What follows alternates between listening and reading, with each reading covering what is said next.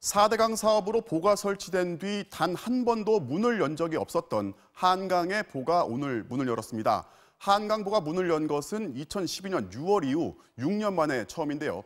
이 시간 이포보에 나가 있는 손병산 기자를 연결해 보겠습니다. 자, 손 기자, 지금도 수문을 열어놓고 있는 거죠?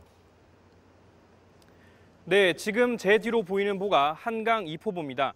한강에 있는 3개의 보 중에서 가장 하류에 있고 길이가 521m로 한강 보 가운데 가장 큽니다. 이포보는 오늘 오전 10시에 26개 중 1개를 열어 초당 40톤씩 물을 흘려보내고 있습니다. 문을 열기 전 수위가 28m였는데 현재 12cm쯤 낮아졌고 앞으로 1.6m 낮춰서 한동안 26.4m를 유지할 예정입니다.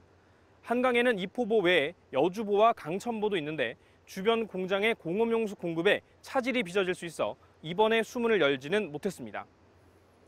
그러면 수위 조절을 하면서 일단 수문을 열어두지만은 다음 달 10일이 되면은 문을 아예 다시 닫아야 된다면서요? 네, 그렇습니다. 이포보가 다시 문을 닫는 이유는 이포보 주변에서 농사를 짓고 있는 농민들에 대한 배려 때문입니다. 이포보 주변에서도 수막 재배를 하는 농민들이 있는데요. 수막 재배란 겨울에 상대적으로 따뜻한 지하수를 끌어올린 뒤 비닐하우스에 뿌려 보온을 하는 겁니다. 그런데 보를 열어 수위가 낮아지면 지하 수위도 낮아져 지하수를 끌어올리기 어려워질 수 있습니다. 오늘 낮에 수막 재배 농가들을 직접 돌아봤는데요. 농민들은 비닐하우스 한 동당 500만 원 넘게 투자했는데 보를 열면 큰 손해를 보게 된다고 걱정이 많았습니다. 네, 농민을 생각하면 계속해서 열어두기가 어려운 상황인 게 맞는 것 같은데 그럼 정부가 이렇게 한시적이지만 한강의 보를 개방해둔 이유가 있을 것 같은데요. 네, 환경부는 보호 개방이 녹조뿐 아니라 생태계 전반에 어떤 영향을 주는지 모니터링한다고 설명합니다. 짧은 기간이지만 이번 시험 개방은 앞으로 한강보를 관리할 때 중요한 정보가 될 거라는 겁니다.